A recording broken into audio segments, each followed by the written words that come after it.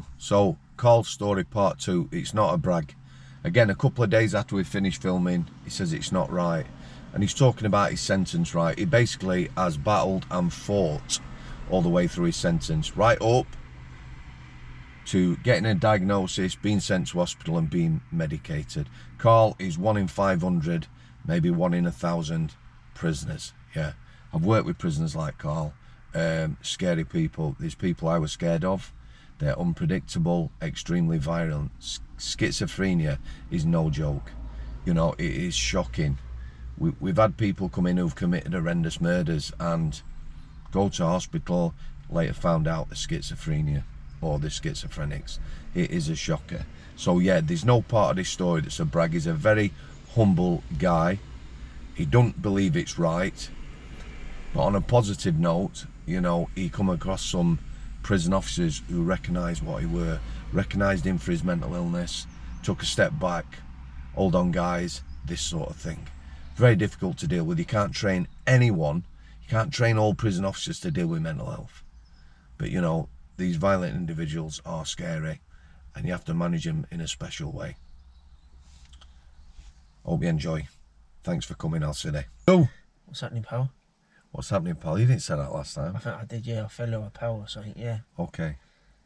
Yeah. Now then, big man, just go for it. Okay. Before we get into where I left off, I'd like to just make one little statement for everyone that's watching this.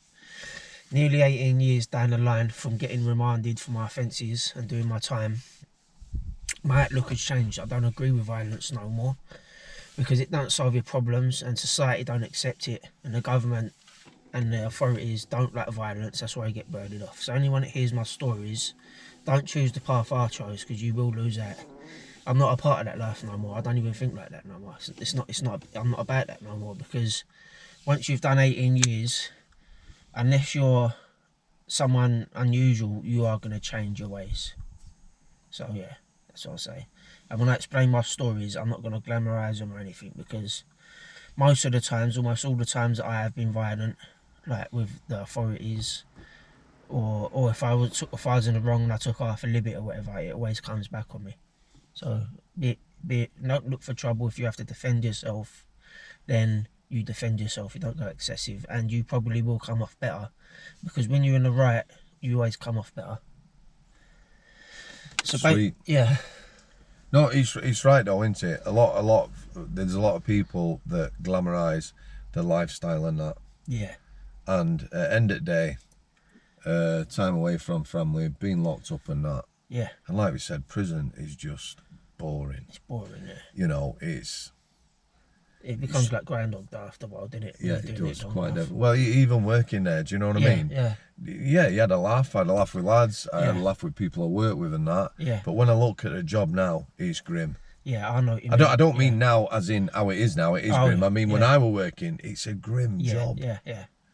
Yeah, a lot of negativity because obviously, but yeah. For sure. Last time I was in prison was in Pentonville and it wasn't a nice place to be fair. It was dirty.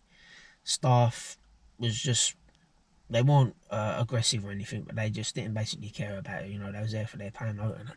Yeah. And it was just a different atmosphere to what I've experienced. But yeah, I'm out of the system now, thank God. I thank God for that every day. Are you a religious man?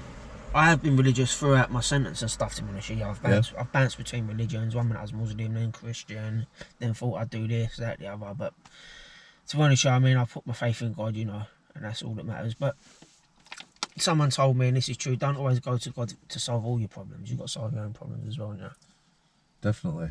Yeah. Can I just ask you, because like I said last time, like the last intro, when you were like 29 and you found out, you know, you got a diagnosed paranoid schizophrenic, did that explain things to you? Yeah, definitely. About your youth? It doesn't, well, I've always said mental health is no excuse for bad behaviour, but something like that, you know, untreated, unmedicated. Yeah. Well, I was untreated and unmedicated, but also it runs in the family. My mum had schizophrenia. Did she? Yeah, she did, yeah. So, how much predisposed to that are you? What's the chances of you having schizophrenia? Well, I think if I had raised in a better household and stuff as a kid, then maybe it wouldn't have come out. But because of the way that my mum, her symptoms being, what's the word called, like, not basically being aware of my needs, love, emotions, and all that, and whatever. So she drawed it out of me, basically, I think. And then as I got older, everything I'm told off the family, don't trust authorities and all that, rare. And then I'm hearing it off other people in the community and everyone I know, don't trust them. And then it built up like that. And then after the years of prison, it just, there was no other way. It just had to come out in the end. You see, for me, what you said there is an important thing. When you're talking about, you know, you were taught not to trust the authorities and everyone were telling you that. Yeah. Kids, yeah, they listen to what they're told, don't they? Exactly. On the whole, they do what they're told. So Yeah. if people are saying, you know, don't trust them, yeah, that's the way they go. exactly. Yeah, that's right. Yeah. You know, you could take a kid any way you want. And my schooling in the primary school and stuff, that just basically confirms what I was told off the family, to be honest. Yeah. Black sheep, like, didn't talk to me really much, didn't interact with me when they did. It was discipline. I used to get wrapped up like I was in a prison by the teachers. Really? Yeah. Without even being physically violent or aggressive, just being ignorant and rude. And they would just wrap me up and go, right, to see the headmaster, bang, pin me up, wrist so what, like this, twig me up and that. Walk me all the way to the governor's, or not the governor, to the teacher's, like the head teacher's room. I'm going upstairs, it's hurting. Every step I take, I've got to, they're not releasing it. Like, You don't get trained to restrain kids like that. They did, yeah, honestly, in my life they did. One day the headmistress done it to me, mate, in the office. Grabbed me up, pinned me to the ground and that, mate. It was horrible, but it is what it is, isn't it? But all them experiences have an effect on you, you know? It follows on later on in life. And what happens is I had no release valve, so it just got worse and worse for me. I trained harder and harder. I used to do 1,000 press-ups every day at one point in prison. Did you? Yeah, every day, yeah. I built up to that over about 18 months. Sometimes more than 1,000. Crazy circuits, absolutely used to batter the circuits. Did you do a lot of workouts in your cell? Yeah, loads of cell workouts. Were you single cell? Single cell in the end, I was, yeah. Yeah. But yeah, like, I mean, to go back, I was in Swinfernal 2 years in. I went back to the wing, and obviously I never fully committed to what I said to the governor. You know, he said go back and wing and behave yourself. I never, but I wasn't really being out and out trouble for him. But after I went to the wing and they basically beat me up, I said the cell's too hot for me. I hated hot cells and that. I was like, move me to a warmer, a colder cell where switching on them and all that. Just being an idiot basically. But because I was young, I was like, oh, hot and stressed. So I smashed the cell up. They took me to the seg, put me back on the wing. When I left Swinfernal, one day I'm talking to some geezer called Michael Fury, a traveller, funny enough. Oh yeah. He was next door to me. There was like, it was metal, the walls were metal, so you could talk through them. They were like, they weren't made of wood. And I said, oh yeah, I feel like going to the block tonight. And he said like, oh yeah, whatever. And I was like, fuck it, mate. I said, I'm gonna ask him, I'm gonna say, can I go to the block? So I've pressed the bell, the night woman's come. She's gonna, I said, can I go to the block? She said no. No, she said she'll speak to the staff or whatever who's on Oscar 1 or whatever it was, I can't remember. And then I pressed my bell and said, what's going on? She said, you're not going. They said, you're staying here. So basically I just spat the butt dummy out again, threw the TV at the door, smashed the cell up. They've come in about 2 hours later. I've flooded the whole of the wing. Did you? The whole of it. Like when they took me out, it was about that. It was like that. And but they've come in, bang it, the ship. First time, well, it wasn't the first time, the second time. I'd had it with when they've come with shields, bang, the shields hit me. One of them jumped on two of them jumped on the bed. Yep. And the other one's bang coming with the shield. Boom, it's hit me. I've seen the white flash. I thought, fucking, I've been hit by a bus. I've hit the bars, and I was knocked out on my feet. I was all jigging and that, and then fucking I come round, and they've grabbed my arms. One of them's got my arm around the shield like that. He's trying to put a lock on or whatever. Yeah. And I've just started chinning him like that. I couldn't get no power behind it, but it's more of a mug off. They've dropped the shield, grabbed me, dragged me to the bed, trying to get my arms. They couldn't lock them up, and that. In the end, I just let them take my arms, pin me up.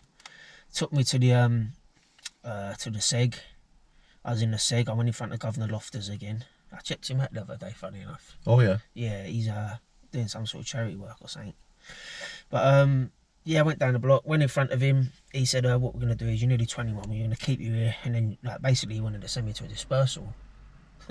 I was like, oh, come on. Long-term prison. Yeah. Most of them in high security Yeah. estate. He said it would take 5 weeks to get me there and all that. And because I turned 21 and I have to stay 3 weeks there, 2 weeks or whatever. I was like, oh, come on, Mr. Loftus, mate. Like, I thought we got along. So like, just collect sweets. Like, he's gone, I said, like, if you send me there, you're going to get me killed. I can't go there. I'm only a kid. He's thought about it and he's gone, well, what they're doing is now they're bringing out a new rule where if you've got a 3-year IPP, you can go to a CCAT now. You don't have to go to a stage 1 and all that. So I was like, oh, that result. And that's what they done for me. Even though I'd been fucking an absolute bastard. Yeah. I got out of going to a disposal. So he was a decent man. Yeah, he seemed alright, I suppose. Yeah, he wasn't too bad. As governors and screws go. Yeah. And I went to they come with a minibus, cuffed me up. When I was in reception, there was a line of screws all there from Swinford, all lined up, about 15 of them. Don't know why, just staring at me. And then they've cuffed me up, took me on a van, drove me to Onley, and then I was in Onley. What was your reception like at Onley? It was laid back, to be fair. Well, none of the. Just took you off the bus. Just took me on the bus. Normal procedure. No mufti teams there. No mufti, nothing like that. No. Basically, cuffed up, put me in a holding room, took the cuffs off. See the nurses and stuff, part of the induction, not the induction, like the reception processing, saw the healthcare. Spoke to them. They had no concerns about me. Just spoke about my record, said it's quite bad and that. Yep. And then put me on a wing. I was in Swinford, they put me on a young offenders wing. Struggled because I've been around lifers at that point. Yep. Now I'm on a wing. More calm, innit? Yeah, more. Round lifers, more laid back. Yeah. Everyone thinks if you're around lifers, dangerous and that, but most people have settled into the sentence, haven't they? Exactly, that's right. Easy life. I was the only one that wasn't settling into it, which is a shame. But they've put me on the on a young offenders unit. Even though I've got a couple of weeks until I turn 21, and I hated it because I was all young and cocky and whatever, doing determinate sentences, and ended up having a scrap on there because I just lost my head. That's when the mental illness just started kicking in, like the inability to cope. Yep. Before I could misbehave and that helped me. It was like a release, but now it didn't help no more. It just went against me. Had a fight, got took down the block, held down the block. They said, right, when you turn 21, we'll put you on an adult wing. So they put me on an adult wing. Spent a certain amount of time on Onley. I'm gonna jump. I might jump a few prisons because No, that's okay. I went from Onley. Basically, I went down the block for trouble, refused to go back to the wing for a ship out. They were talking about all different prisons, and then in the end I said I want to go to the Mount, so I went to the Mount, which was a good one. Where's the Mount? The Mount is in Hertfordshire, Hemel Hempstead. Down your neck at Woods? Yeah, it's a CCAT. Okay. You can cook your own food in there, like you had the grounds, you could walk around the grounds. Just explain that, because people won't understand that, obviously. Yeah. Did they have kitchens on the wings? Yeah. Were they small wings? Small wings, yeah. No, they was just big wings. Life unit was a bit smaller. And where did you get your food from to cook? You bought it off the canteen, DHL. Could you get fresh stuff? Yeah, fresh chicken, steaks, anything you wanted, mate. Lamb, pork chops. Ice cream, ghettos. You had fridges on the wing, freezers. It was a proper. It was decent. Was it more like, I don't know. I've never been in a place like that, so I can't imagine myself. Just in Cat B, so just normal kitchens, bring food to wings and that. Was it more settled? Did it feel like? Well, it was a control measure, wasn't it? You know what I mean? It was like it worked. You know what I mean? No one wanted to lose their cooking for privileges. Yeah, fresh chicken, pork chops. Exactly. Yeah. All Caribbean. Go back to prison food. Caribbean people cooking Caribbean food. Did you share food? Yeah. Cook with other people. I at that time I wasn't really cooking for myself when I was on the normal wings. Before I went to the lifer unit. Yeah. And I'd give this Muslim geezer a chicken and he'd cook it and he'd give me half of it and he'd have half for himself. So I used to do that every Friday. Did the staff? How did the staff interact? What, did the with staff the kitchen ever eat arrangements? with you or anything like that? I never noticed it. To be fair, I didn't know. But I think they got recipes off of some of the prisoners. Yeah, cool. Because the prisoners from their ethnic backgrounds, they knew how to cook their food proper. You know what I mean? Yeah. When I first arrived, I was a Muslim at this point because I converted in Onley. Yep. And we went in a cell. Some geezer called Pablo, which is a bit of an handful anyway, and two others, Haji, I think it was, and some Nigerian Muslim. And he's cooked a tuna curry, and I thought, and I'll be honest with you, mate, up to that point, it'd be the best curry I ever had. I couldn't believe how nice it was. Like, yeah, proper nice, with some bread in it, like naan and whatever. Like, we ate it all together, sat on the floor, eating with a hand, the Muslim way. Really? Yeah, because the Muslim way you eat with your hand. So I was in the man. got moved a couple of times, having a couple of punch ups and whatever, but not really looking for trouble at this point because I started growing out of it. Got moved to the lifer unit. Went gym, got gym like once, twice a week. Sat there, I was coming up to my parole. At this point, I'd done ETS in the man. No, enhanced thinking skills. Enhanced thinking skills. I'd done it in Only, and that went well. That improved my thinking skills, as it's called, quite good, and it got me thinking more about long-term planning and the future and when I do eventually get out, even though I didn't know when that'd be. And I went to the man, and then I done the calm course, and I done victim awareness, which was both interesting. And I'm thinking, right, me for courses, yeah, you know, they're not really changing people, but maybe someone like yourself, yeah, you know, they're quite a violent life or whatever. Yeah. Depending how receptive you are, yeah. then I was open to them. I enjoyed doing them. I didn't actually dislike doing them, to be fair. And the calm course is the one I like the most out of all of them. ETS calm, and I've done resolve as well, which is a new one. okay. That replaced calm, but I've done the calm, and What is calm? controlling anger, learning to manage it stands for, and it's Okay. basically an anger management course. Oh yeah. But it taught me about cognitive distortions and all the thinking patterns and styles you get into. Identifying the arousal in your body. You know, you might get tense around here, you might get tense in your hands. You know, like your heart might start beating. All the physical cues of aggression and violence. So that helped me a lot. And then I started thinking, you know what? I've got to keep my head together now and behave myself and get out. That's when it started twigging in my head. I've got to liven up. I've got to change my ways. So I started behaving, being alright, and that. They wouldn't let me work in the mount, by the way. I didn't have no jobs in there. Yeah. Because of my disruptive and quite violent That was behaviour. your like history following you with your security file. That's what they basically said. Your history of disruptive and violent behaviour. Like, and I was a refractory and violent prisoner. You know what I mean? Yeah. Not as bad as some people. It wasn't every day, but it was there. Yep. And then I've done all that. I've gone on a lifer unit. They asked if I wanted to go over there. I said yeah, not a problem. Came up for my parole the first time. When was that? What year? Can you remember? October 2009 I came up. Okay. 6 months after my tariff expired. Okay. Which now seems irrelevant, the amount of time I've done over my extensions and stuff before parole, and it takes ages. But I was quite pissed off about that because that's still 6 months longer. I'll try getting enhanced. They never give it to me because I had one write up, and I complained about that and got it overturned and got me enhanced. Right, enhanced is, well, IEP explain. system. You get more, don't you? More visits if you want to. Yeah, more visits. Spend more cash. Yeah, more cash, more visits, sometimes more gym and whatever. But the only thing was, for me, it was more of a demonstration that I'm behaving on a certain level, rather than was that a conscious thing? Yeah, you went somewhat. Well, I suppose you like your gym. Yeah, I like my gym. Yeah, but I wasn't getting extra gym from it in the man. So, but I went up for my parole. First time I came up across the parole hearing. Practically all of them, I ain't really like the parole board members, to be honest, because I feel that they just talk at you and they don't give you an opportunity to say your part, and they all come from middle to upper class background, and they're basically, I feel that they look down at me as a working class lad and that. But I never done anything inappropriate in any parole hearings, didn't lose my head on nothing, just stay calm, just listen to all of their negativity. Yeah. But they've got a job to do, I suppose, don't they? They want to protect the public, and they're dedicated to it, aren't they? So that's what they really care about. They are. Yeah. I would argue that there's people that'll always be a risk, sex offenders and that, and they let them out. Yeah. So where's the duty to the public there? Yeah, I know. Well, that's a fair point, to be fair, yeah.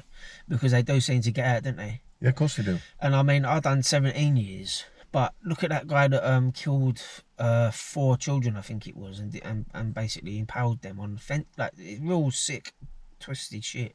He done like 40-something years, but he got out. He should have never got out for the things that he done. Proper extreme cases, like, and if he can get out, then why did I find it so hard? Well, the thing is, innit, for me, the worst should be getting bigger sentences. Yeah. Yeah, and some of these small sentences, we need to be doing more. If it's costing nearly 50 grand to keep someone in prison, surely you can do something with them. Yeah. Well, I mean, I was a driver when I was a kid, like a teenager, but they could have trained me up and if I was competent, which I knew I was, they could have got me a driving license and had me standing in a prison overnight time and driving bloody vans about all day. Something like that, you know what I mean? Yeah. They could have done something more practical, I don't know what, but yeah, so I got knocked back on my parole. That pissed me off.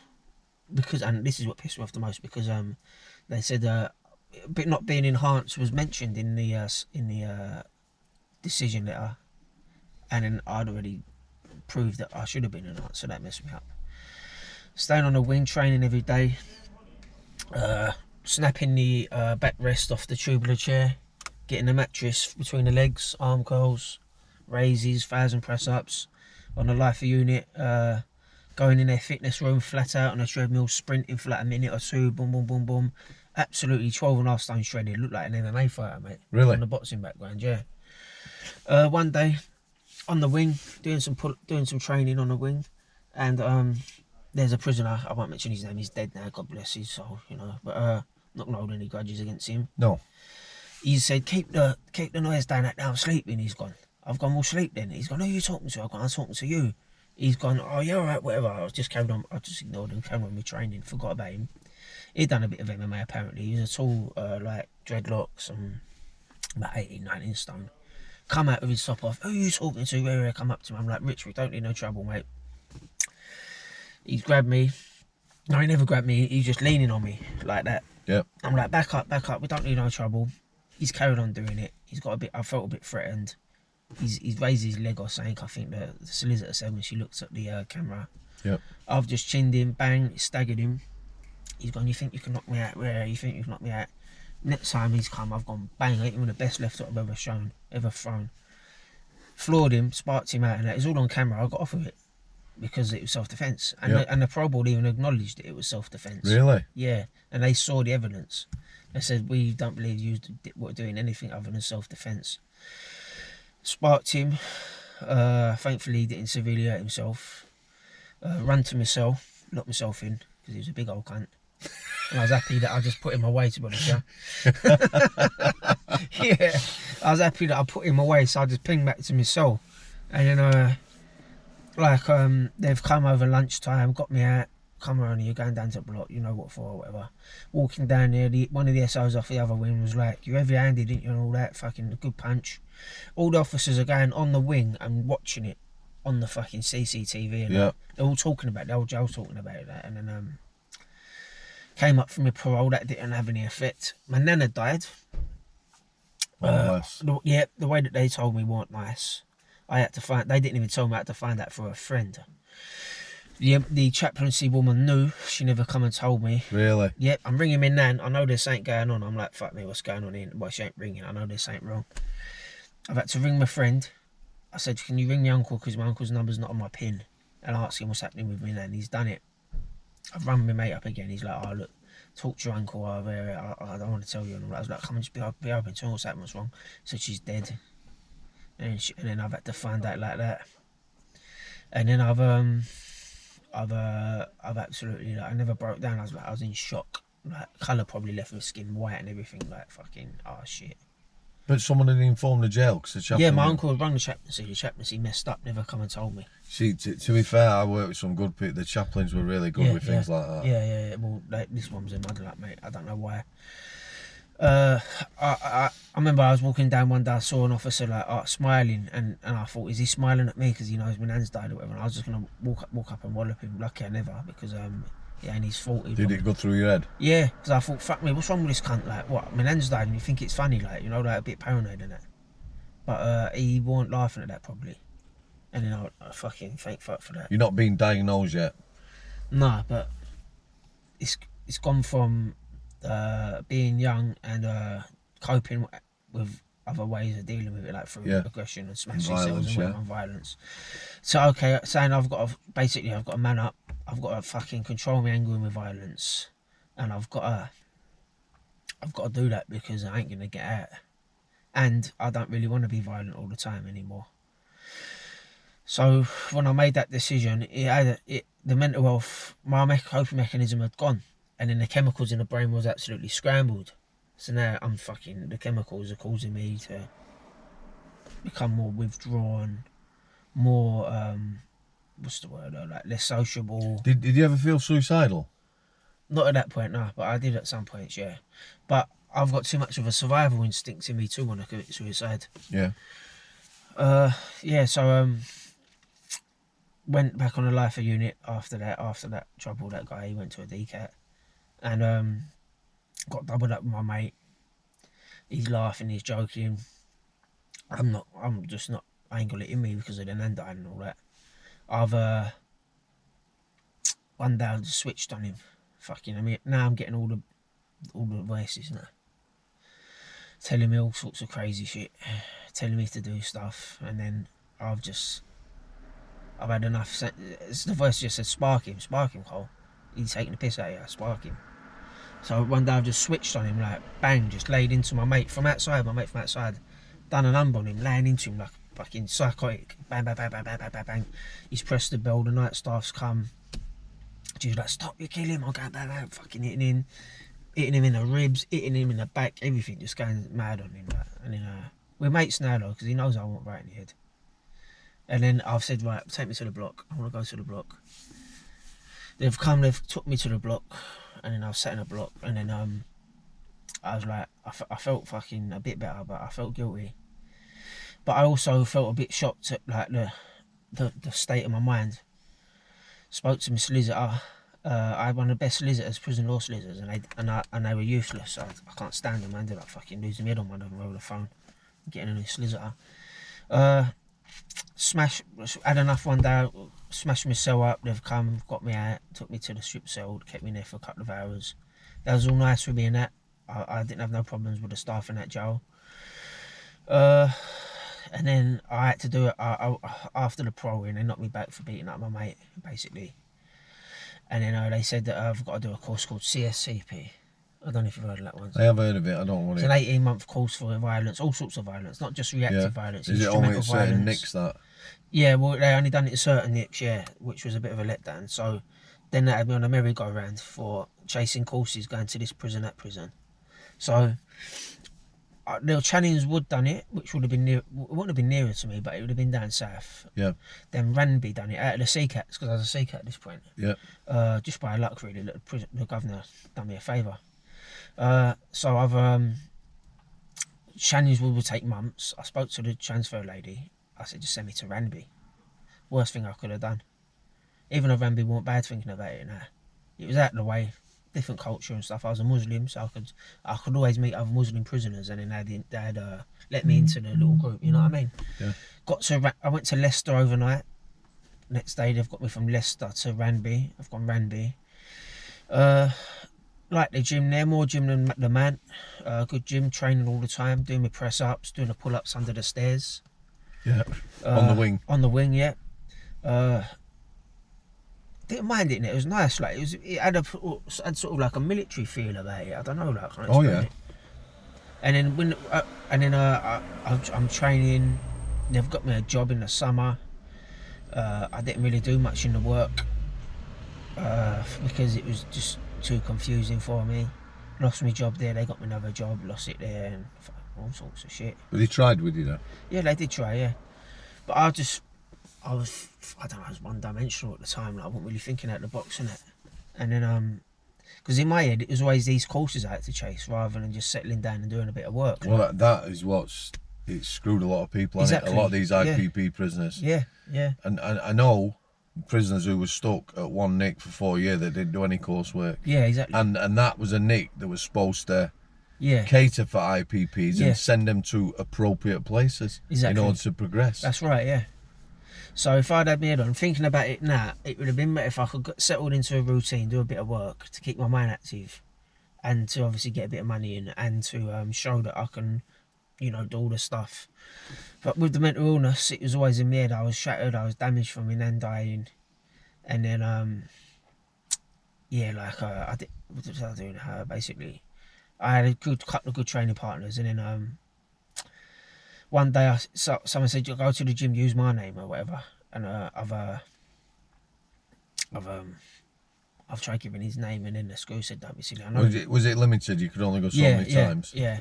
So the screws clocked me straight. I mean, "Don't be silly. I know who you are," and that. Like, and then I've had a wobbler and that, like a wobble or whatever. And then my head was gone. I started. I don't know if I was breathing in the spice or what, but I was gone. So I started switching, punching walls and everything, like going mad and that. They've nicked me for threatening behaviour. This is when the mental illness fully kicked in. Did you ever take drugs in prison? No. I've never been into drugs.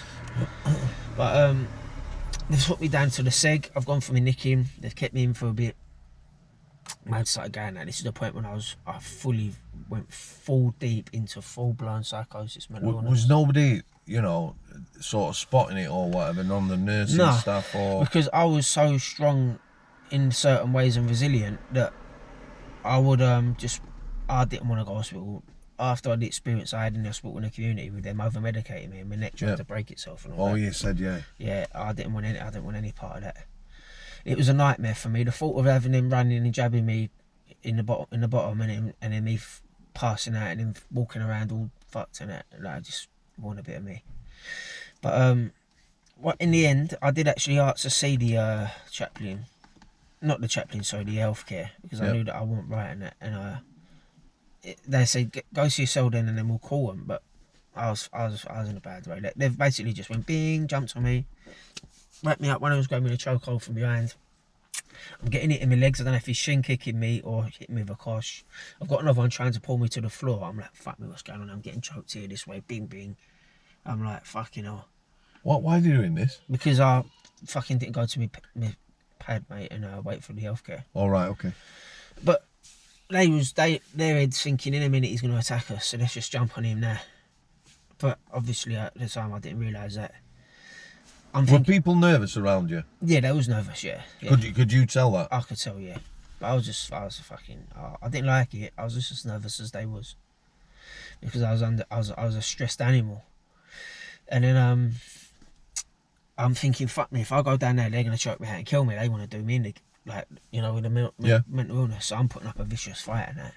And fucking, some people don't go out. Like, it takes 3 seconds to put someone to sleep with a chokehold if it's properly applied. This one must not have been properly applied. And I was talking to someone around here the other day that's done a bit of MMA or whatever. He just knows. He reckons that some people don't choke out. They go into like a zombie state. And that's what state I went into. And I thought what I'll do is I'll fight until there's someone to come along, see what's going on. They're going to think, fuck me, now people have seen what's going on. So I'm thinking, just put up a scene so they don't kill me. So in the end, what I've done is I've grabbed the screw in front of me, picked him up, dropped on top of him. I'm grabbing his keys. I'm trying to get his keys because I'm going to let myself out of the block. That's what I'm telling myself. I've got to get out of this block. They're going to fucking kill me. I've got to get out. So I'm trying to get his keys and all that. They've jumped, took me in a strip cell. I've switched the emotions. I started loud and that. And then they've brought a doctor to come and see me with glasses, a Scottish doctor. I don't know who he was. He just looked like a right sinister sort of character, to be fair. He looked proper sinister. Did he? Yeah. I'm shouting out all the names of Allah, rare, fucking throwing these cards with the names of Allah, because he's got 99 names, attributes. And I'm going rare, I'm trying to put curses on them and everything. And then I've calmed down, settled down. They've come one day and said, right, there's some meds. I said I can't sleep because I couldn't. They give me Zopiclone. It's like I've overdosed on it or something. And fucking, I'm doing press-ups to keep my heart beating because my heart's going 100 miles an hour and all that. Really the best thing. I just laid on my bed and just closed my eyes and just fucking relaxed. But I'm fighting it. Everything they're giving me, I'm fighting. All the meds, the whole lot.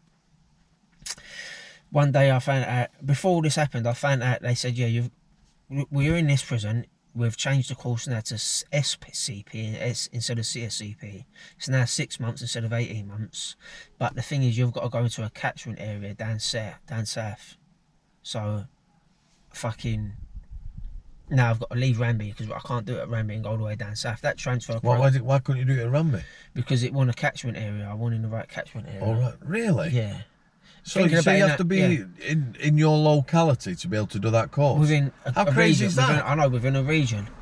It makes sense in a way. Prison. I'll tell you why it makes sense, because if I go to Ranby and my family's down south and I'm getting visits, they've got to travel all the way up there. Yeah. So it would have worked out better, I suppose. I can see why they wanted to do it. But if I'd pushed through it, I could have probably done it at Ranby, you know what I mean? Yeah. If I'd been more like on my like thinking on my feet and that. And then yeah, so one day they've come and got me, all the screws, like, what the fuck's going on here, looking at each other, and they said, you're getting transferred. I found out through doing a DPA request that they was moving me to Channings Wood. No, what was it, Channings Wood? One of the prisons down north southwest to do the SCP, but I didn't know that. So they've dropped me at Gloucester, and I'm thinking that I'm in a death camp. That they work for the Illuminati, the Freemasons, that they're aliens, that the MI5 are analysing me, watching me, doing experiments on me, noting everything that I do. I thought they was walking around on the roof, taking photographs, all sorts of crazy thoughts. Like, You proper in psychosis? Yeah. Thought that I was in secret prison camps, that my cell's bugged, fucking they're poisoning me, everything like. And were they giving you, were you on antipsychotics or anything? They give me something, but I wasn't taking it, no, because I was fucked, mate. I was gone. And then when I'm in Gloucester, I'm thinking, right, what they're doing now is they're put me in a death camp. Like, there's like, you know, you get them trophy hunters, like, yep, that go and shoot lions and that. In my head, they've got me there. Someone's gonna pay to kill me, some sort of fucked up shit like hostel or something, and then they're taking bloods when I first arrive at Gloucester. Yeah. In my head now, they're gonna keep on doing blood tests on me, this, that, the other. I'm thinking if I keep my head down and behave and show that there's something about me, they might send me back to Ranby. I can go on one of their little billets and have freedom, like a free-range chicken, basically. I'm all fucked in the head, like.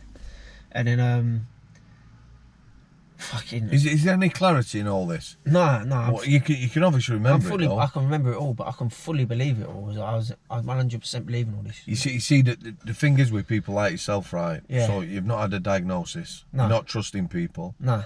The sad thing about people like yourself in prison, Yeah. we can't make you take meds. They used to. Yeah. Used to be able to give you a jab in the arse or Once you whatever. go into that section, they can. Yeah. But while you're not, But it's a lot more difficult. Yeah. And people like yourself, yeah, the only place you're going to help is in hospital. exactly, yeah. And it would have been fucking sick if they was coming and jabbing me. Like, it would have been. I don't think only the most hardcore would have actually fucking enjoyed it. Like, you know, like a staff. I mean, like, 'cause Yeah. I would have been like a wild fucking animal. But then Gloucester have gone, right, what we're going to do with this man? I've seen the paperwork. Are we going to send him on to Channings Wood, or are we going to send him back to Ranby? What they've done is they sent me back to Ranby. I'm fraggled. I'm fucking gone. I thought that I was on some sort of Big Brother, that like they was watching me and making films about, not films, like Big Brother episodes on me and all that. They're trying to set us up to fight, trying to get me killed, all sorts of crazy thoughts, like. And then I've come out one day, they put me back on induction in Ranby. I was all worn out. I went to the mosque. I tried calling the day and I called to prayer. I was all frazzled. I was near death, mate. I was worn out physically. I was on death's door, like. And then I've come out. I've seen this woman. I hadn't met my sister for years. A prison officer. I see this big fat geezer, about 24 stone, half intimidating her and all that. Excuse me. He's intimidating her and everything. I thought, fuck me, that's my sister. She's trying to find out who I am. What an horrible cunt. I can't have that. So I just walked up to him, dropped my food, spun round, hit him, but he was so big, it was like hitting a statue, like a stone statue. He staggered about the place and all that, and then some other prison officers come running over on his own, tried assisting and stopping and all that. He's pushing me around, like, what's going on, what's your problem? But I ain't got no energy, I'm just staring at him with fish eyes, I'm gone, like. Someone's gone, I'm thinking, oh yeah, he really wants this, he's got half a smile on his face. And then someone from the cell's gone, chin him, don't have it. So I've just gone bang, hit him with a straight left on the nose, and he's pouring with blood. All the staff have come eventually. One of them's grabbed me from behind and I chokehold again. I've just let him take me to the floor because I thought it was a woman that had grabbed me. I didn't want to beat up any women or anything. Got up.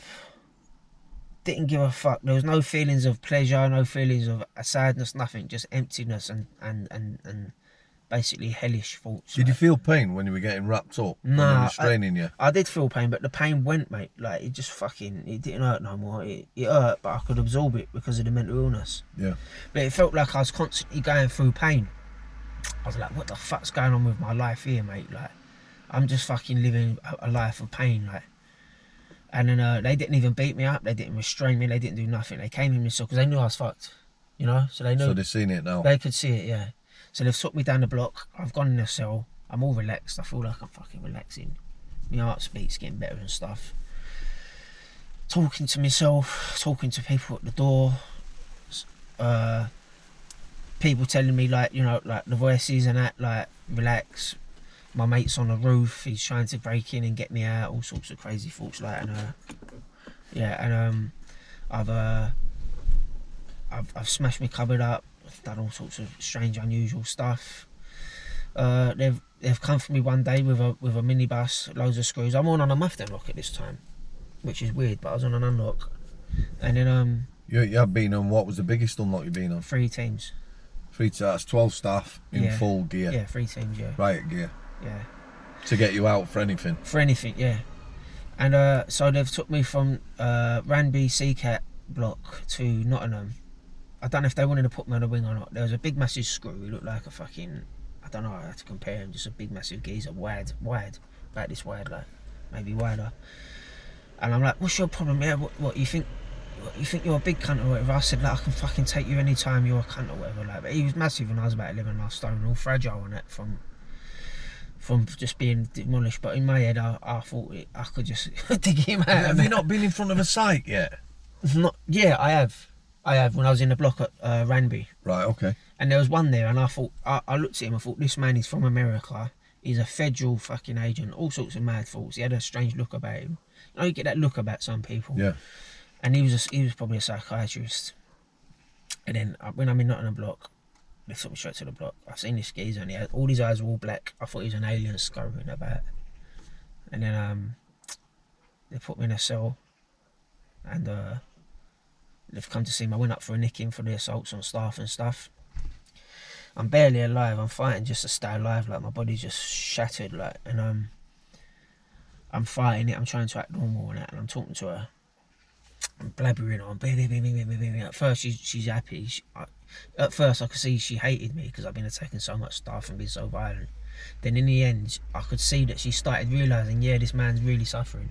He's in a bad way. So they've put me in a cell. I bought a load of canteen, never come to me, never got it. They said I can't have what I wanted. This other screw's come to my door, I've had a row with him. I've done him like that quick, like in the neck or something, bang. He's fucked off, that he's shutting the door, and then like, but I'm not proud of it. I wrote a letter to that block a few years ago saying I'm sorry to the governor and all that for the way I was treating you. Yeah, I did. While he was still inside? While I was still inside, yeah. Because I want well, man, you know, and I'm quite reasonable. If you told me that I was capable of all that years ago, I'd have been proud of it when I was like 17, 18 or whatever. But then once I got there, I realised it's not no way of life, and it's just fucking, it's nothing to prove out of it.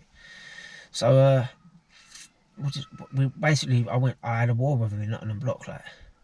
But they met me at my own game and I'll meet them at their own game. Like, it wasn't like they just bombarded me. Do you get what I mean? They met me at my own game and it. But the cells, the sink toilets all blocked up. I said, you need to bring the English in to fix it and that. You know, like the English, because English is shit. You know, like the what are they called? The civvies. Yeah, they have maintenance and that. Yeah. So they're like the English because they can't get it right. You know what I mean? So they've moved me to a cell next door, and then they said, you're going back in that cell now, and I was like, what?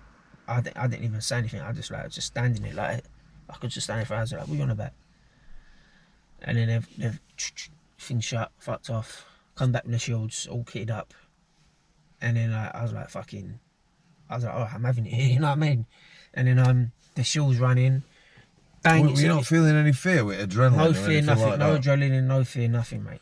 The shield has hit me, whack, full blast. I've stayed on my fucking feet from it. It ain't even staggered me, mate. I was like, bing, just took it. And then, I can't remember, it's all blurry. I don't know if I was fighting with them, throwing punches or whatever, but at one point, one of them's gone to ropey tackle me, like a takedown, but he's done it too high. And he's got his helmet on, and I've managed to get him an underarm lock. I must admit, at this point, I thought, yep, it's official now. They've just come to switch me off. The governor's given permission, just kill the cunt. So I've just got him, but I couldn't get my left arm in to lock it in. But I've got him like that, and I'm trying to rip his shield off. I'm chinning him and all that. I'm choking away at him, fucking like I just locked onto him like a pit bull in shock. And next minute, I'm getting truncheon the granny out of on my arms, everywhere, getting down on the back of my neck. I'm trying to come to my feet. And then I'm getting done on the back of the neck and like chop, bing, I'm just dropping to my feet. I'm trying to get up. I've even forgot what's going on by this point. I forgot about the old wrap up, everything. Now I'm just trying to get up. I don't know where I am or anything. I'm just, every time, it must have happened a few times. Every time I try getting up, bing, getting down on the back of the head. I got dragged out the cell, put outside the door, dropped down, fucked, absolutely can't breathe, and I think they're out of breath, they're all massive. They dragged me in another cell, put me in a cell opposite. I thought I've been bit by a snake in the Delusions, because I've got a little scratch there, and I've got a big massive yellow bruises around here, like all yellow and that, like where the end bit's like a little circle. On the truncheon, yeah. It's got that little bit on the end. And yeah, it's got a blob. Yeah, so you can see the little lines where it's hit me. But I thought it was a fucking snake, of all things, like, that was biting me.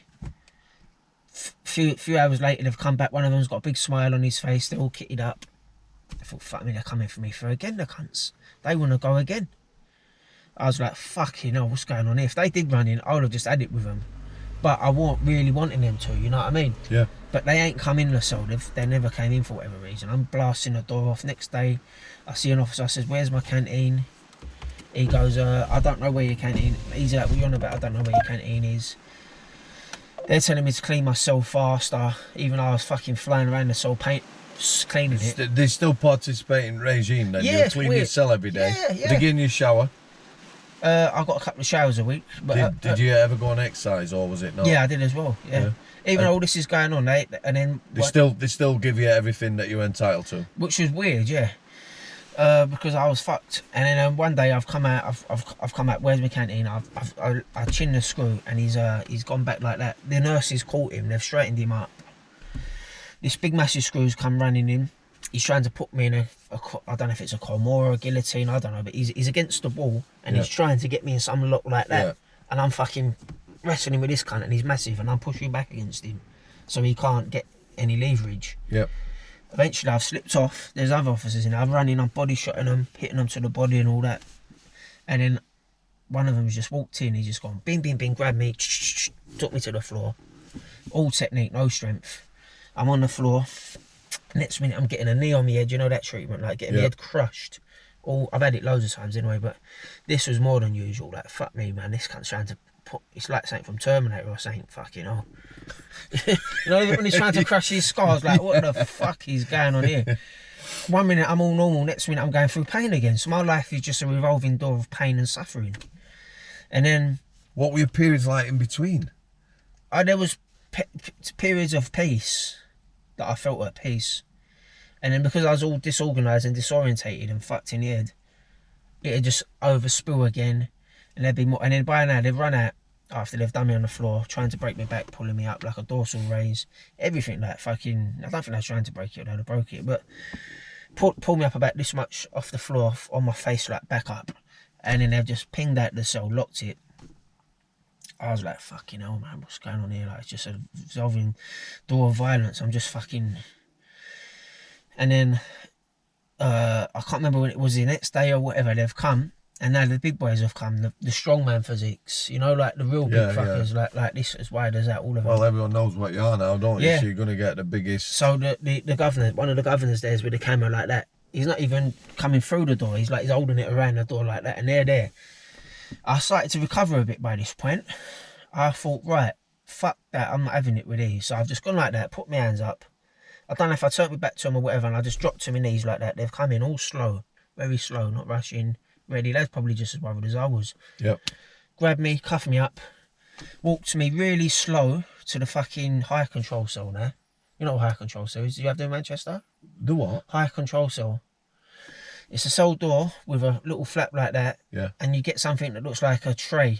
So you can put your food in and out without actually having to make contact with it. Right, we did. Yeah, they had it on special cells. Special cell, something like that. I thought it was a high control cell, they used to call it in Long Larton. Well, I suppose it is, because we can give you everything you want without having to make physical contact. So they've put me in this cell, and I've settled in, I've relaxed a bit. Still getting all my delusional thoughts and that. No toilet or anything in there? No, I had a toilet. It's high control. It wasn't a strip cell, it was a high... right, okay, so it's sort of a halfway house. Yeah, it's a cell basically, like, where they can just contain you. Okay. And I've fucking, like, they've given me my meal one day and I've ate it. And then within seconds of eating it, and a mad rage has come over me. And I run at the door and I'm blasting the fuck out of this door. And I've read it in my paperwork. It says that all the fixtures have come loose. I nearly took the fucking door off, mate. I only had about 11 stone behind me. If I had that rage now, I think I would have took the door off. Bang, bang, like fucking strange. Like the door is about this much off. The only Were you kicking at it or just running at it? Running it and kicking it. And like I think there was just a bolt that was holding it in place. This was just madman strength. This one, like Listen, let me tell you now, mate. The like people always say, who's the hardest person you've come across or whatever. Yeah. Anyone with mental health, any size. Yeah. You know, jockey weight, lightweight. Yeah. Physical strength. Yeah. 10, 15, 20 screws trying to restrain them, smashing things up. Yeah. It is frightening because I was frightened of my own strength for that. You can see that they're not, you know, people are not in control of what they're doing. Exactly, yeah. But there's no consequence then either. No. So you're fearful. That's what I mean. The consequence is gone. Do. Yeah, the consequence is gone, mate. By then, I didn't give a shit about anything. Like, just surviving. How long were you down that block? What, in Nottingham? Yeah. About 6 weeks. I've done nearly 6 months altogether. Yeah. Ranby block, Nottingham block, then Long Lartin block. Yeah. So then, as I started getting better and better, they let me out for showers, but I'm cuffed up, all the protocol. Yeah. Then one day they said, come out for your shower. I've come out the shower and they've gone bang. The governor's there, he's gone, you're going Long Lartin. All at the top, there's all nurses all lined up at the top. All that. I've just they've took me on a Cat A van to Long Lartin. Yeah. Got me off the bus there, cuffed up, Mufti waiting for me. Yeah. Governor there, everyone straight to their block, went in another control cell. They was all high control cells, I think, in Long Lartin. Got down to pray, smoked the dog on the floor. Thought, fuck this, what are they doing, mate? There's a dog on the floor. Everything's what's the word called? Like exaggerated. Yeah. Every little thing, there's a dog in there. Yeah. They've took a fucking liberty. They're digging me out. Right, bang.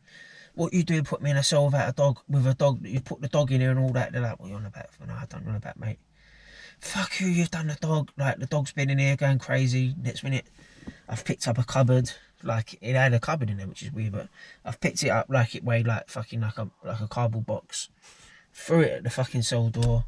Got a bit of wood, smashing the walls up, going everywhere.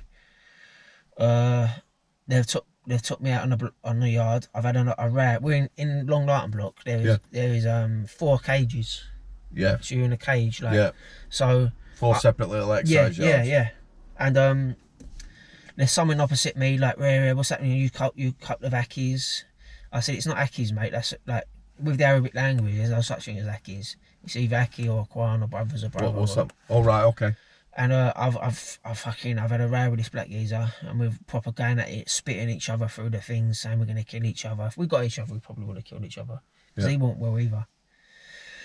He was a bit smarter than me. He's got me going. He's got me at it now. The screws have come and said, calm down, right, come back in. I'm refusing to come off the yard. They've come running with the shields. I've backed up to the fence. Tightened up. They've all leaned on me, grabbed me. We've had a wrestle. Got me down eventually, put me back. I started coming round. Felt a bit better. I'm going in. I'm seeing the doctor there. He's coming to see me. Saying, why don't you just take meds? Take this meds. I was like, well, I don't need meds. Like, but fuck me, I needed. That's the thing, innit? I needed a lot of meds, mate. But in my head, I didn't need any. Basically, I came round it, snapped out of my episode.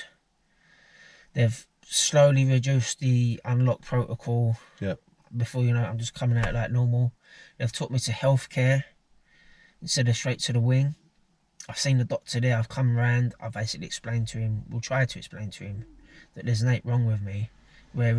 He's going. He said at first he was like I don't believe that.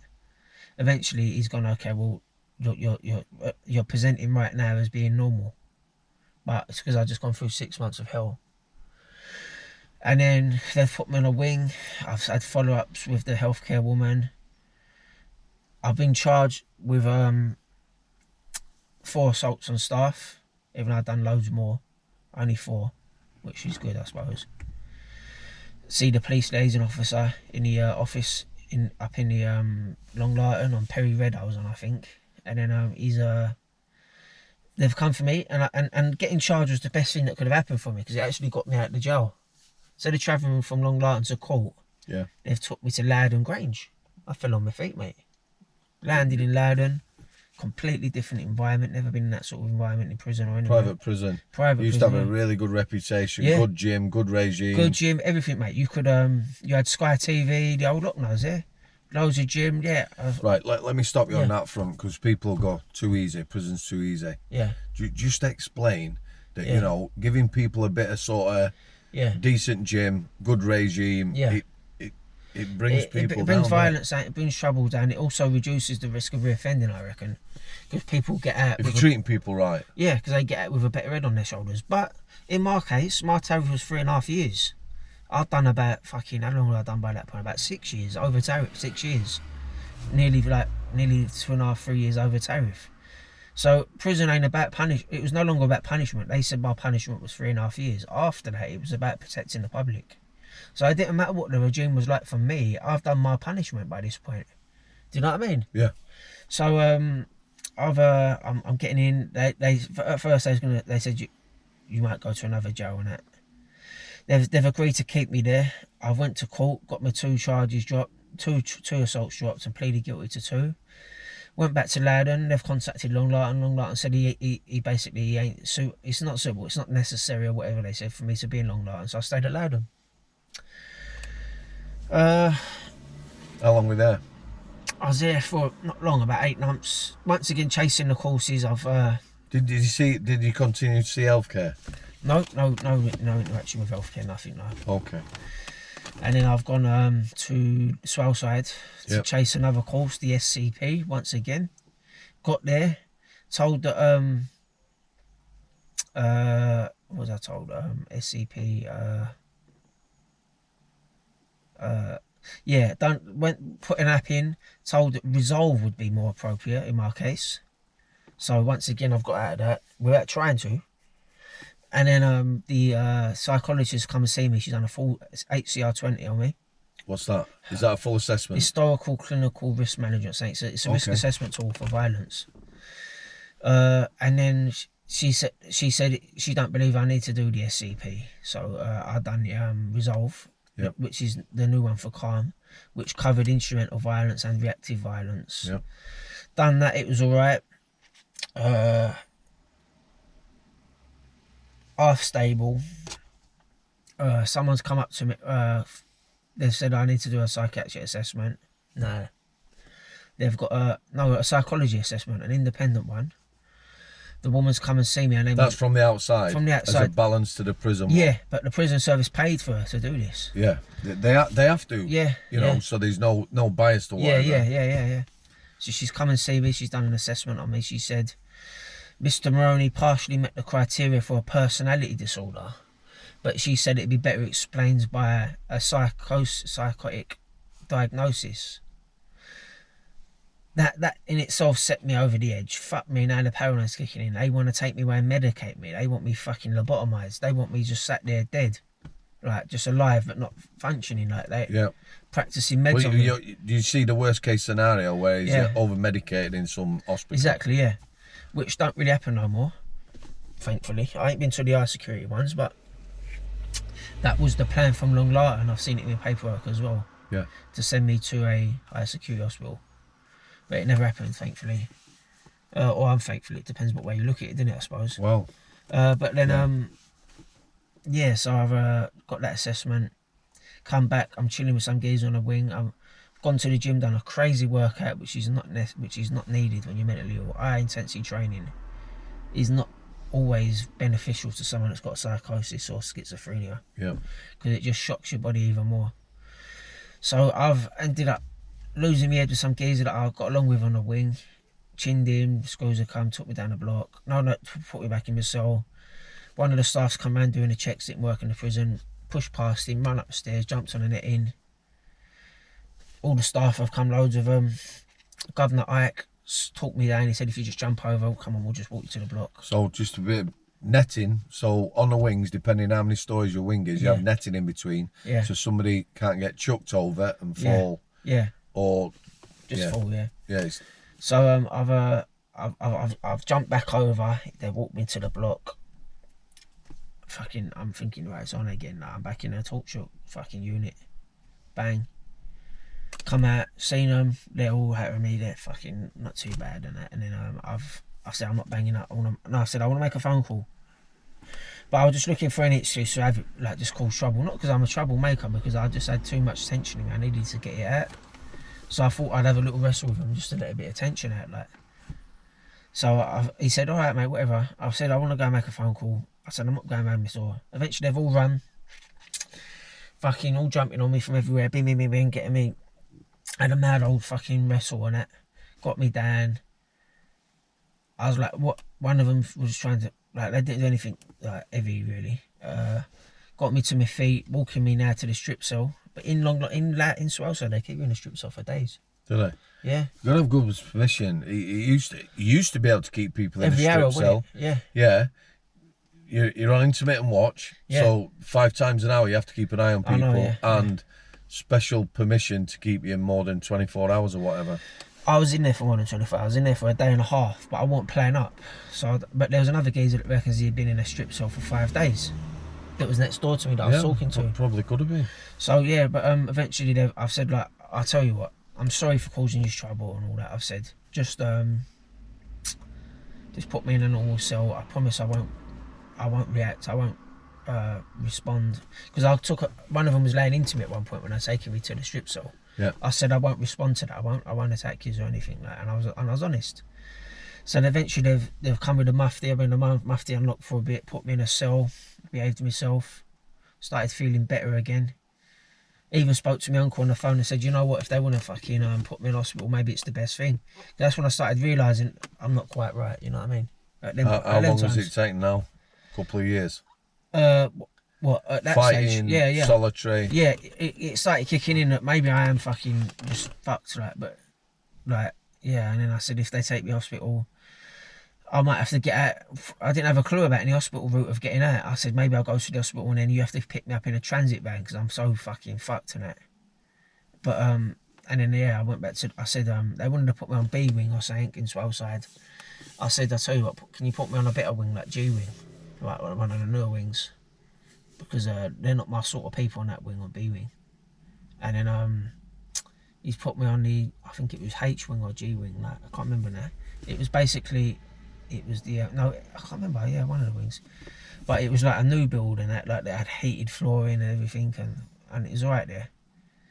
And then mate started to go, and then it was just a revolving door of, it was just a revolving circle of becoming unwell and then getting into little scrapes and then becoming unwell. And then after a while, they they said, right, you've got to go on something called Pathways. I don't know if you heard of that. It's a new thing. I have, yeah. I don't know what it is. It's basically like a pipe unit, so also known by as well.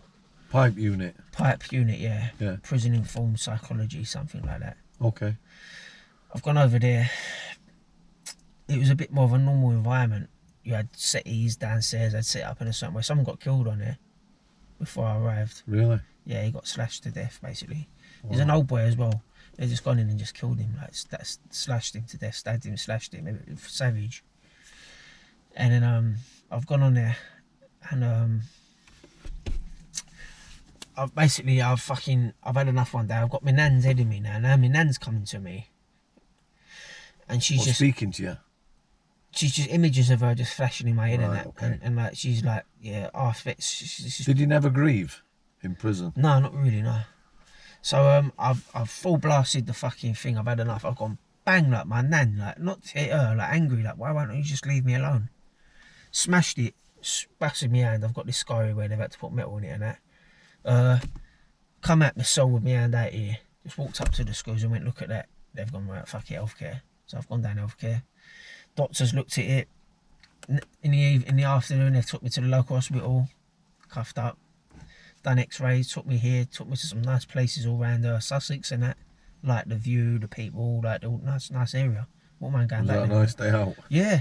I wouldn't mind going back there one day to Sussex, to be honest. East Grinstead it was. Lovely area, really beautiful.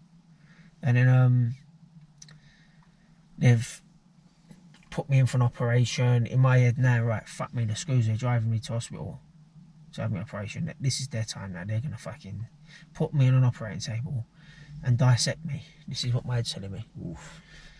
So fucking, I've got there. They've took the cuffs off. I just wanted my freedom. They took the cuffs off in this room. There was big old fucking burly sort of screws in it, like fat but big, you know, like really big old lumps in it. I thought, so I'll just power ass through these and try and have it on my toes, because I just wanted my freedom. You know what I mean? As anyone that's done as long as I have would want their freedom under any circumstances. And then some nurses, just as big as the screws, was outside, and I clocked them, and I thought, fuck that, they're ready for it. So they've cuffed me up. The man's come made me sign the thing for the operation. I'm thinking, fuck me, he wants me to sign my life away. Like, they're just gonna open me up, mate, and go to work on me for all the shit that I've done to him. Sat there, I thought I'd try and take it with a bit of dignity. Went in there, put me asleep. I woke round, I've come round, and fucking my hands all stitched up, like carved, like fucking carved up, and like big stitches. And I was like, fuck me, that's not so bad. Took me back to the prison. Took me healthcare from Pathways unit because they knew I wasn't cut out for it. It wasn't really suitable for me anyway, to be fair. Not with my mental state. They've took me to the healthcare. Seen a woman, getting along. My mates are coming to me now in my head. The other prisoners are coming to me. They're telling me, right, boil up your kettle and fucking do one of the nurses. That's what they're telling me, the voices. Really? I never done it. Thank fuck for that. I don't hurt people, but that's what's going through my head with the voices, like fucking. And I'm like, why should I do that? Oh, I'm getting all stressed. Why do you want me to do that? Why do you want me to do that? Why I don't want to do it. Fucking. Then my mate Billy's coming to me and he's telling me, like, hit yourself, you cunt. Look at you, you cunt. He's going, like, sorry for using a cigarette. No, it's alright. Because my sister said don't use it. So he's like, you look at you muppet. Like, look at you, you're a fucking sausage. You're like a fucking icicle or something. Like, look at you, melt. Look at you cunt. Like, he's probably getting at me. He's like, hit yourself. So I'm going bang, hitting myself. Like, yeah, I'm a fucking idiot. Like, headbutting the wall. Like, oh man, biting myself. I've got the scars here. Really? Yeah, I've got the scars. Yeah, I was thinking of my mum. Mum, why did you raise me like this? I've had to go through all this shit because of you. I'm fucking biting myself, whipping at myself and that, like punching myself to the point where I'm going, all right. And I'm like, fucking, yeah, fucking, or maybe you are an idiot. Look at you, look what you're doing to yourself and it. And then and then the voice is going, well, I wouldn't do my bird like you, mate. That's what one of the voices saying. Like Billy's telling me, I wouldn't do my bird like you. Look at you, you're a fucking idiot. And then one day I've come out and I'm walking. One of the staff have come. They're acting all weird the way they unlock protocols, like they're dragging it out. Like you thinking, fuck me when it lets. Like all these mad little shits going on. One day the staff's come up to me and he's come a bit close and I've the voice said sparking, so I just gone bing, hit him, put him out, poor cunt. He's hit the wall and that. This other prison officers come running on. They've come running on. I'm like, where? I didn't hit him when he was down. I didn't even want to. I just acknowledged, like, look, I could do what I want to him right now, but I'm not gonna, because that's not my style. They've all come running, and then one of them was a Freemason. He actually told me it wasn't just a delusion. And I got along with him, and I thought, yeah, he's a nice fella in it. And he even gave me a cheesecake one night from the fridge that I got. One of them standing behind him like this, like that, and he's holding him like that, and they've come towards me, and I've gone like, fuck off, bang, hit him, but no, not a shit punch really, and it staggered him, like, and his eyes are rolled and that, he nearly knocked out. I think I even grabbed him, stopped him from falling, pushed him back. They've all come running everywhere, they're all surrounding me now. I've got my top off, I've got scars where I'm trying to cut my neck with a plastic knife. Fucking, I'm like all scars up my arms, everything, just topless. Like fucking just pumped up from the madness, like that. Fuck off, and all this. They're like, just go to your soul, Maroni, it's alright. Yes, the one that was a Freemason was all stopping them like this. He was like, no, stand back. I went to my cell. The voice of reason, common sense. Yeah. Next day, they've come and they've took me to, what's it called? John Howard Centre, which is a medium secure mental health unit. Okay. Got there, they put me straight into seclusion, which is their seg. Yeah, it's like they're solitary, innit? Yeah. There was a mattress on the floor, a shower toilet area, but they had to turn it on. Yeah. Someone sat there by the door, an open door, not like a metal one, you can see through like a mirror, looking in on me with a camera in there. She's just there the whole time like this, writing it down, whatever. Have they jabbed in arse at this point? Not yet, no, but they do. Did they explain why they were doing it? No. Basically, they've said, right, you can go on the wing now. Not the wing, so the ward. Put me on the ward. This is the only bit of trouble I had in the whole time I've done in the hospitals. I'm battling down on the floor. I've discarded the Muslim religion by now. I'm doing my own religion. Yeah. Everything, like all sorts of crazy shit, like just mad what you do when you're unwell. Getting down, bowing, doing all sorts of crazy shit. This Asian geezer is going, "Are you a Muslim?" I was like, "What?" He's like, "What? Are you a Muslim?" And then he's kicked off now. And he's like, "You're not a Muslim or whatever." Started having a row with me. We became friends afterwards, but I was like, "Yeah, who are you? You're nothing. Like, who are you to talk to me, or whatever? Like, but I'm not well." And then I'm delusional and slurring. Eventually, I'm surrounded by a lot of African nurses and not nurses, like social therapists, because you've got different rankings in the hospital system. They're all surrounding me. They're like, "Right, go to your room, Karl, and relax for a bit." I'm like, "I ain't going nowhere. I've got that head on me that I've always had." Like, eventually, I'm like, back up, he's getting too close. I'm like, back up. They've backed up. Eventually, I let them in, I let them go. I'm like, I ain't going nowhere. I just wanted to make a statement. I didn't want to be violent. So they've all grabbed me. I was about 72 kilos, I'd say. Got me under this arm, under that arm. They can't move me at first, and then they basically just picked me up and fucking walked me, because I was fragile, and just walked me to the seclusion, threw me down, pulled my pants down, thought, fuck me, what's going on here? Bing, something's gone in me, it didn't really hurt. Next minute, gone, within half a second. On my face, flat face on the mattress. I knew I was awake, but I couldn't move. I was paralysed. I couldn't move, but I'm still thinking. People describe it awful feeling. Yeah, to be fair, it wasn't an awful feeling, but I was knocked out. I just didn't know what the fuck was going on. I couldn't move. I was paralysed. I didn't even try to move. Laid there for a few hours. They've come back. They've gone, all right, come get your mattress. They've carried my mattress, put me back on the wards within hours, mate. Well, that's good. Yeah, exactly. You know. Yeah. And then I had no more trouble in the hospital system after that. How long were you in hospital for? At that point, I'd done 8 months in the hospital, got diagnosed with schizophrenia. Yeah. That was the original one, phrenic, because there's different categories of schizophrenia. And then I had an Italian doctor, Dr. Leonardo, her name was. Before that, I had a doctor called Dr. Lyle. No, after I had Dr. Lyle, sorry. I met a few doctors. I had a Dr. Berman, a Dr. Lyle, another female psychiatrist, can't remember her name now. And then I wasn't really engaging. I snapped out of my psychosis, but it never leaves you. It's all there in the background. Yeah. And then the Dr. Leonardo that came on said, "I think you can go back to prison." I didn't contest it. I didn't argue. Are you taking meds at this point now? I am taking meds, yeah. Okay, and they are working. antipsychotics. Antipsychotics, olanzapine, 20. No, I was on about 10 mil or 15 mil. Yeah. They increased it. Which is still quite a low dose. Yeah, but they increased it to 25 at one point, higher than the recommended. Sent me back to Pentonville. I was fucked in Pentonville, mate. I've never been so low in my whole life, mate. I was like a kitten. I was just, no fight in me, mate, nothing. All resistance gone, mentally gone. I'm walking around the wing. Are you still in the voices now? Not as much, no, because of the meds. But they do creep up, but not at that point. So I'm basically on the wing, induction wing. They've kept me on the induction wing, single cell. Didn't even ask for a single. Done about 8 months on that induction unit. They never moved me because they didn't know what to do with me, I suppose. Started getting into Jehovah's Witnesses, going to Jehovah's Witnesses meetings, which helped me. Thinking, fuck me, I've got a care worker coming to see me, and he's like, "How you feeling?" I'm like, "I feel that I'm gonna get done in, mate, by about 12 geezers. They're just gonna batter me." Not that I care to get battered. It's just like I'm trying to function like a normal person. Yeah. Instead of that violent head, where I can come out and just attack someone and then get moved. You know? Yeah. I'm saying, no, I've got to bite the bullet here. I've got to confront my delusions and my fears. So I'm like, all right, if I'm going to get done, I've just got to take it like a man. Because I want to get out for my mum. She's still alive at this time. So I'm moving around the wing. I had about 5 showers in about 8 months. I changed my boxers about twice in that time.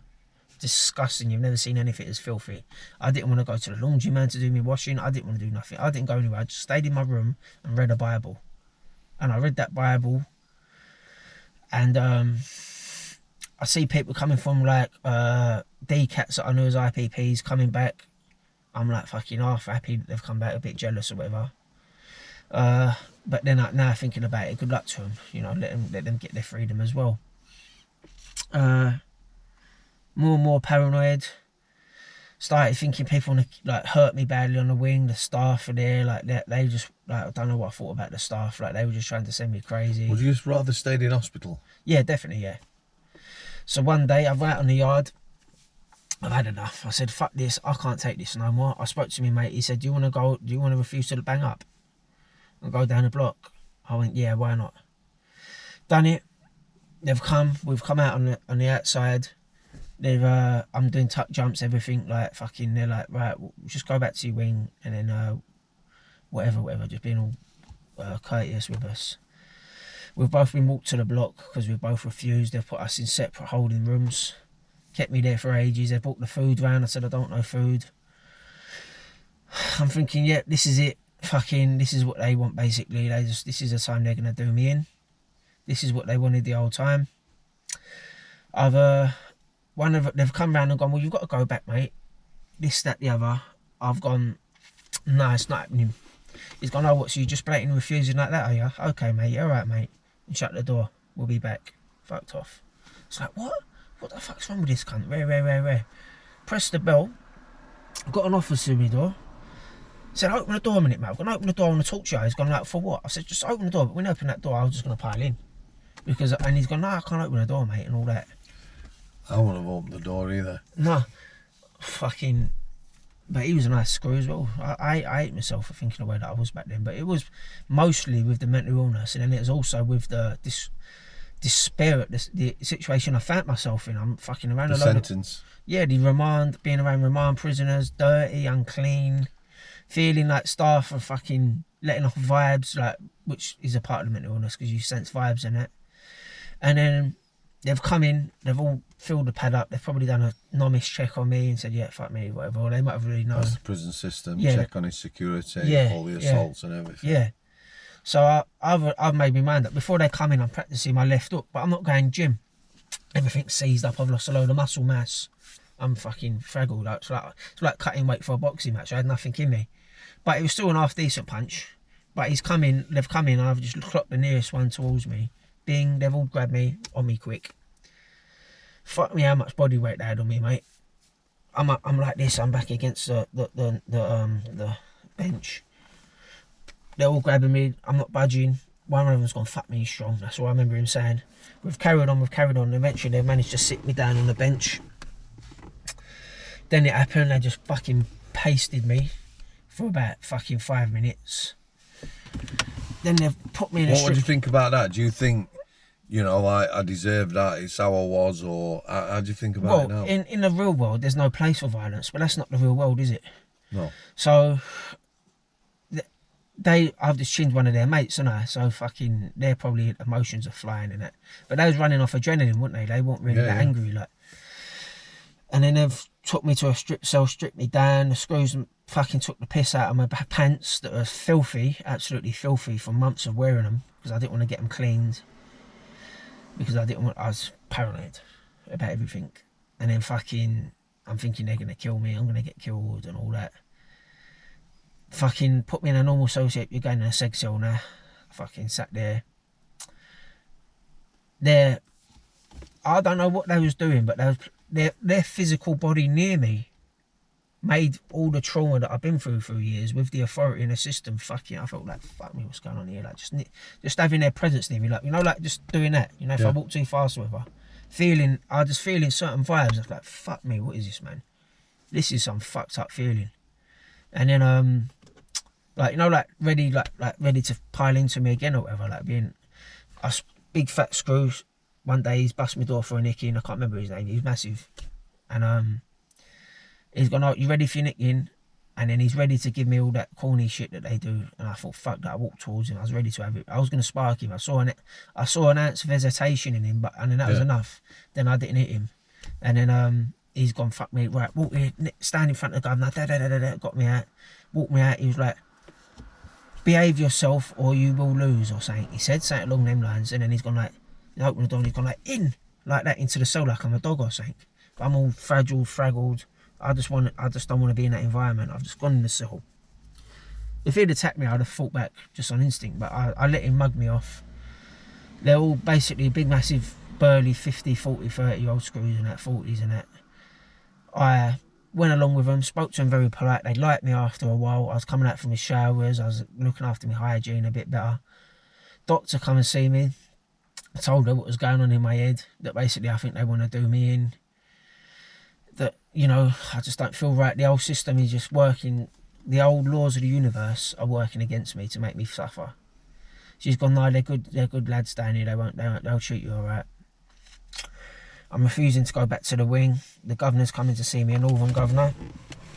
Proper northern sort of geezer, probably from Yorkshire or somewhere. Top lad. Yeah, he was like a fucking old school sort of geezer. Like, I knew that he was fucking, he probably has beef for a Sunday roast every fucking... And Yorkshire pudding. Yeah. Roast beef and Yorkshire pudding. Yeah. So fucking, like, I was like, he's like, I'm putting out my hand of friendship towards you, rare. And you're just refusing, like, whatever. I was like, fucking... At this point, if they put me on a wing, something bad would have happened. I'd have got hurt or something, because I just walked right in the head. And then one day, instead of going back to the wing, they've gone, right, Marnie, you move him. They've come in, he's cuffed me up, he's gone, you're going healthcare. Took me to healthcare. Spoke with Dr. What was her name? Bartlett, I think, Dr. Bartlett. They were housing you on healthcare? They moved to healthcare, yeah. Yeah. Spoke with Dr. Bartlett. She spoke to me, she said, I'm going to get your doctor in, Dr. Lowe, he's going to come and see you and assess you. He's come and assessed me, I've explained it all. Dr. Bartlett said, basically, you're going to go to hospital and you're going to get out through the hospital route, but you've got to engage. I didn't believe it this time. I was like, yeah, okay, sound okay. But really, I'm thinking it's just another...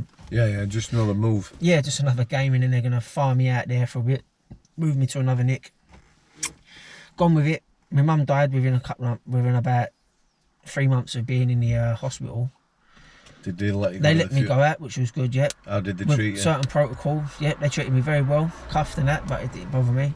Saw my mum died, I played the Probes Wave song, you know, the waves, wave after wave. Yeah. Played that for my mum and that. Went back to the hospital, spoke to a OT, occupational therapist. His name was Sean, an Irish geezer. He's got me on all work placements around the hospital, so I'm engaging.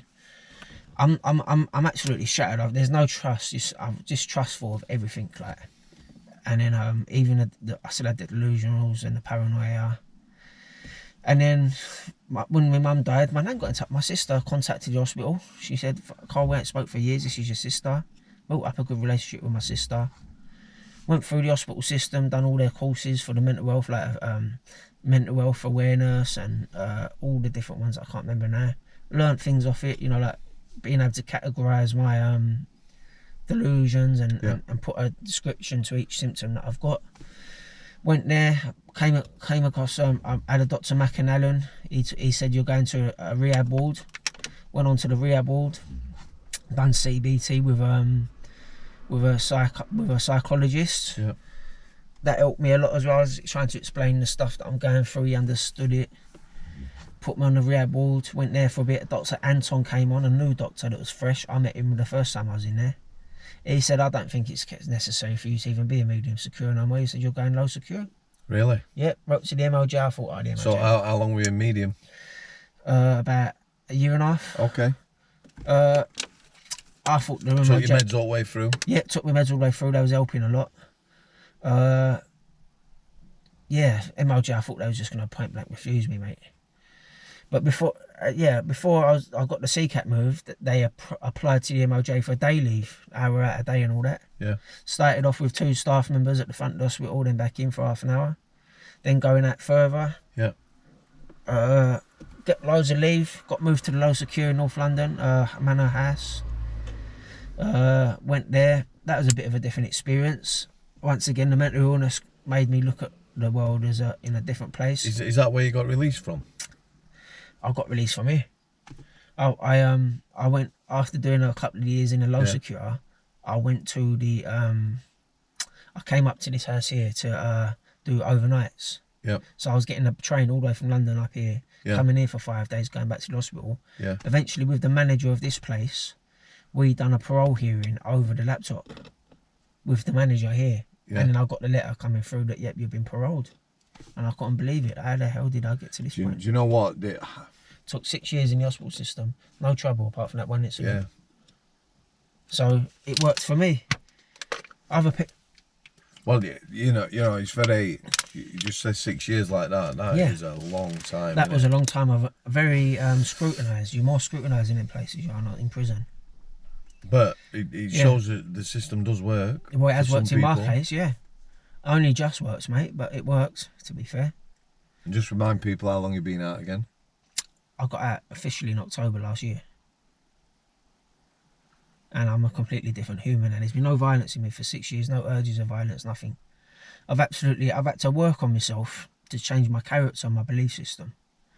Because it's all good thinking you can just be hardcore your whole life, but it ain't going to work out for you, mate. And then when you do leave this earth, you've got another realm. You're answerable to a higher power. So you might think you're getting away with things in this life, but no one gets out of life alive. We're all gonna die, mate. But just be on the positive side and enjoy life as best as you can. Wow. Yeah. That's about it. I feel like I've been through that with you. Yeah, yeah. You know, we've been talking for just over an hour. Yeah. That's a lot of memories, that. I know, yeah. Disturbing thoughts. Yeah. Do you sleep now? I sleep good now, yeah. Yeah? Yeah, I sleep very well now, thankfully, yeah.